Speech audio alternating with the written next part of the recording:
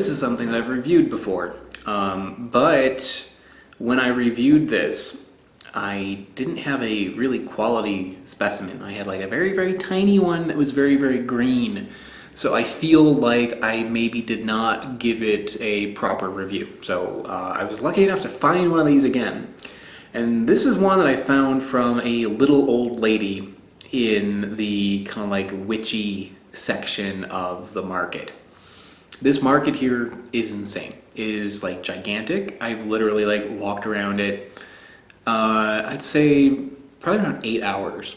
Okay, I went walking around like all day yesterday, and then I came back and I walked around it all over again today. If you're trying to find the really, really weird stuff, you look for the little old lady, because you walk down like the big aisles that are just like pretty and clean and like all that, you're just gonna get all the commercial stuff. You're gonna get all the apples and bananas and pineapples and that stuff.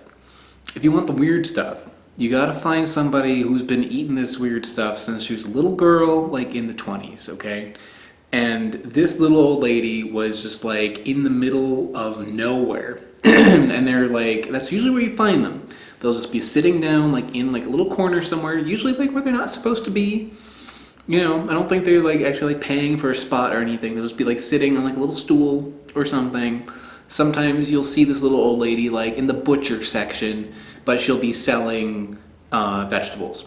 You know, she's like, why is she in there? That's not where the vegetables are, but you know, that's where the lady is. So, you know, finding these little old ladies sometimes requires like walking through everything. You're like walking through like the underwear section, and then you're like, oh, little old lady. So this was not so super weird, but this little old lady was in the herbal medicine and magic spell casting ingredient section. And this might be something that she was selling for that purpose. I don't really know. At a glance, it looks like a weird banana, but it is no weird banana.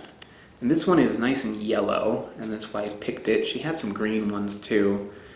And there's the inside. On the inside, it also looks a little bit like a banana, but yep, not a banana, not even close. I believe these are related to candlestick fruit. It looks like a candle. Oh, different.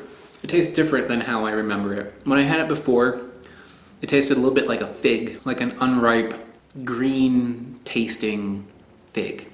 This tastes like that, but it doesn't really have as much of a green taste to it. Don't get me wrong, it's not great. It's not the most delicious thing in the world. It's not bad. Very sweet. It reminds me a little bit of like sugar cane. It's not quite as sweet as sugar cane, but fairly close. I say out of a scale of 1 to 10, where 10 is sugar cane or sugar cube. This is maybe an 8 or a 9. And it's got like a little bit of that mellow flavor, mellow grassy flavor that sugarcane has. Like you ever like chew on a piece of straw? It kind of tastes like that, but super sweet. It's very fibrous. Yeah, it's interesting. You know, it's not anything I would pick up again, but I could see this being used by some cultures who they have it available and they want something that will add sweetness to a dish or juice or something. This would do it. Refreshing, mild, not a whole lot to it, but useful. I could see this being a useful thing. Just to get like the juice, like the sweetness out of this thing to add to a juice. To use it like you would use sugar cane, or to just kind of like gnaw on it for something, just for something sweet. Maybe put like some chili on it or something on it and just kind of like go for like the refreshing aspect of it. This would be a good thing to use. Straight out of hand, it leaves a lot to be desired, but I think that it could be utilized very easily as a fruit to do something with.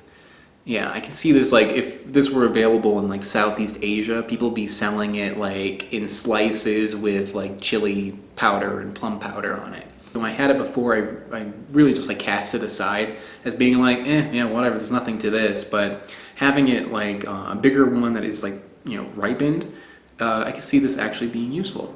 Hey, so at the end of this video, there's going to be a preview of next week's fruit, so stay tuned for that. But first, business! I want to give a shout out to all of my Patreon supporters. Patreon is how this channel happens. So if you want to help me out by giving completely voluntary contribution to my channel, check out the link that's around me right now or in the description below. Big shout out to the channel Smarter Every Day. They help me out a lot on Patreon, so if you haven't heard of them, check them out. I also have t-shirts for sale. These are available on my website, which are also in the link below. If you don't want to give me money, subscribe, click the bell, like, comment, any of that stuff. Alright, thanks so much, guys. Bye.